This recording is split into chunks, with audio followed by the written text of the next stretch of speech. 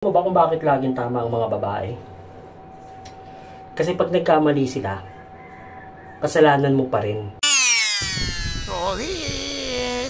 Tama, kahit tahimik ka lang, kahit tulog ka lang, sila pa rin ang magaling. Pre, huwag ka na lumaban dito, hindi ka mananalo. Pre, alam mo ba na ang mga babae ay built-in lie detector? Kaya ang mga babae meron niya superpowers. Hindi yan nagsiselos, pero malakas ang mga pang-amoy niyan.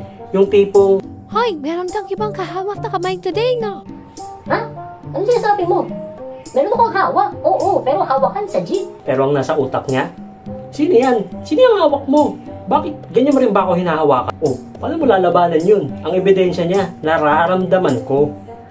Talo ka na, detective. Suko mo na yung lisensya mo. Pangalawa, ang babae, meron niyang memorya ng elepante. Wala mga babae, merong Google Calendar na built-in sa mga utak nila. Hindi lang birthday mo yung alam nila. Alam na alam nila yung sinabi mo nung June 18, 2021 around 2:17 PM. Di ba sabi mo hindi ka naman nanay? Bakit late ka na naman ngayon ng 3 minutes? Siguro hindi mo na ako mahal. 3 minutes. 3 minutes lang yun. Akala ko late ako. Yung pala single na ako. Pangatlo, tatawagin natin to sa kung ano ang napansin mo sa kanila. Babe, ang ganda-ganda mo ngayon. So hindi ako maganda kahapon. So ano ko ngayon, pangit na ako?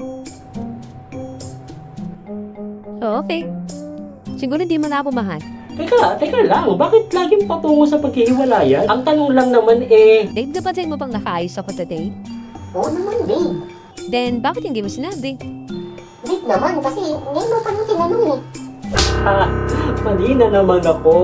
Pangapat, tama yung mga yan kasi sila yung tinatawag na emotional weather forecast. Parang weather forecast yan Sa umaga, sunny. Sa lunchtime, medyo cloudy. May 90% na walang kasalanang galit.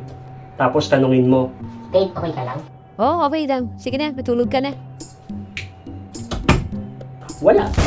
Mga pre, pag sinabi niyang okay lang, mag-alay ka na ng chocolate. Ngayon, kung wala kang iaalay ng chocolate, iaalay mo na yung buhay mo. Besides sa mga ina-explain ko ngayon walang kakwenta-kwenta, meron pa rin tayong isang tanong Paano tayo magiging tama? Gusto mo rin maging tama, di ba? So, bibigyan kita ng 3 step. Step 1, humingi ka ng tawad. Step 2, humingi ka ulit ng tawad. Step 3, follow the step 1. Ganun lang. Follow mo lang. Parang loop lang yan sa playlist mo. Babe, sorry. Babe, sorry talaga. Kape tayo? Or gusto mo foot massage?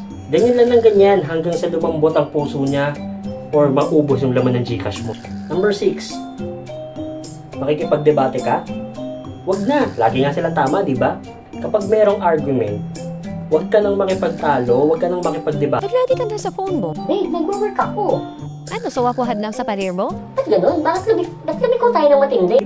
Di ba? Ganyan sila kagaling. Kahit tama ka, ikaw pa rin ang mali, ikaw pa rin ang may multo, ikaw pa rin ang may kasalanan, ikaw pa rin ang may utang. Well, kidding aside, ito ang totoo. Bakit lagi silang tama? Well, simple lang. Kasi, mahal natin sila Plus, syempre gusto mo matulog ng maayos, di ba? Sino ba naman may gustong matulog ng isang buong gabi na hindi ka pinapansin, di ba? Well, mga pare, tanggapin na lang natin na kahit kailan hindi tayo mananalo sa kanila. Tapusin na natin itong usapan na to kasi hindi talaga tayo mananalo. Bye.